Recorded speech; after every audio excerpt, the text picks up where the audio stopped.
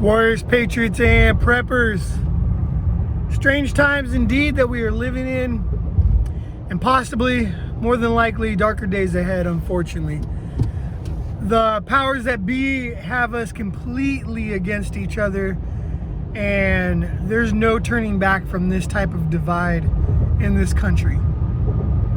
It's only a matter of time until it all hits the fan and we're in what I believe will be a asymmetrical regional civil war too.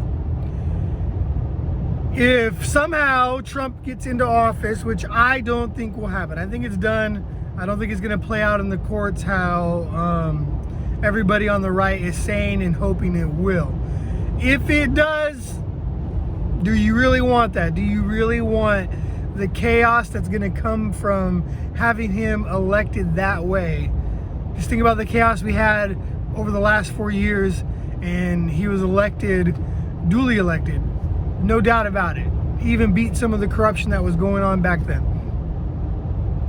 Just don't forget that the people who are calling for unity now on the other side spent the better part of 5 years calling you and anyone who supported Trump a racist, a xenophobe, a misogynist, all kinds of stuff. Whatever you could think of, they called you it if it was derogatory, and they said that you were deplorable.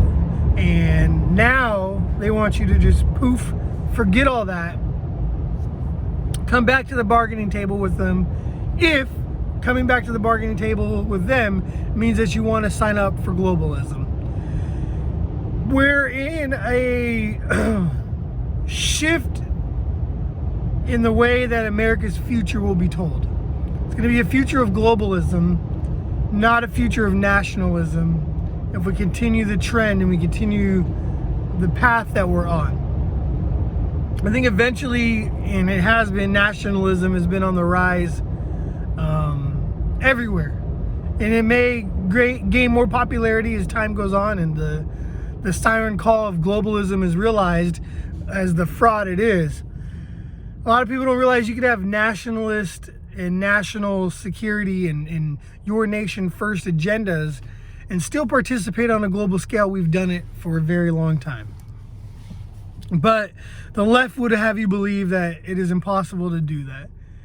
So I think in the long run, we're going to be going more towards a global platform.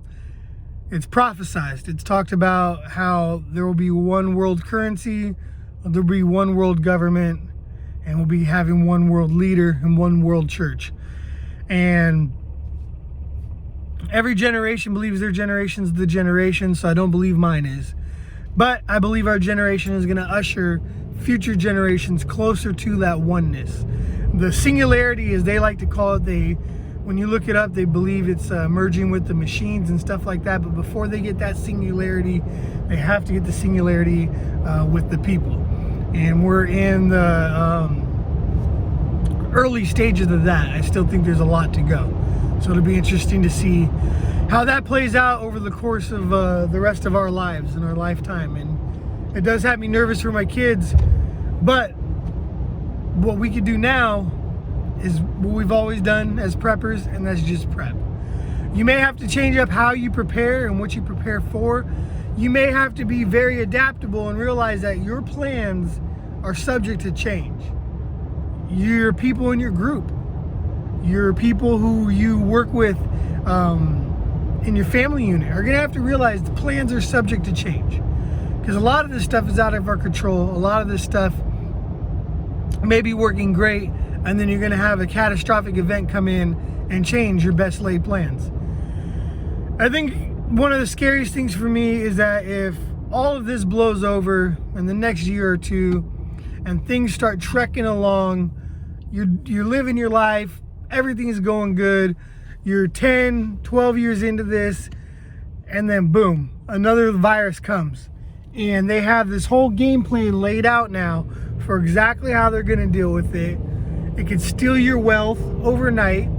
It could make you lose your job, destroy all your future plans, and it's just the road and the roadmap that's been set and how they're going to handle things going forward.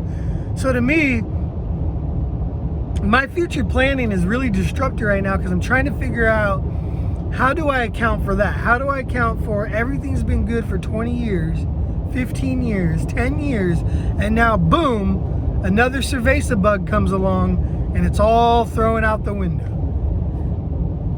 So it's different type of planning. I think, prior to this, you were able to make long-term plans and only had to maybe account for ups and downs in the economy, which, if you're smart and you do your research and you plan well and you put yourself in a good debt to income ratio situation, you could account for. It's a little harder to account for the economy's completely shut down. You're gonna be furloughed. You're never going back to work. Your 401k is gonna tank on top of that. It's a lot harder to plan for that. So we're in some weird, strange times, and it's incumbent on us to try to think of the big long-term picture as we adjust and try to remap out where we plan to be. I think immediately on the horizon, we know that some form, maybe the exact same form, of lockdowns are probably on the way. So I encourage you to hit the stores now, if you haven't already, and get the things that helped you get through the first lockdown. But this time, think about it as a more of extended period of time. I think they kind of signal what their plan was by mentioning the code name for their project, the Dark Winter. So if you're not familiar with that, look it up. I think it's even more true because if you tag anything with that phraseology, it is being banned, it is being hidden, and is being suppressed. So there's probably a lot of truth to it at that point. But we're just in some weird times, and it's only going to get stranger. And we're on a road to a complete shift in this country's way of operating. I was telling somebody, I'm all for unity. I want us to come together as a country, but I don't think we're going to. People were talking about, man, what happens when this country balkanizes? I said it already has. You just haven't noticed it or seen it.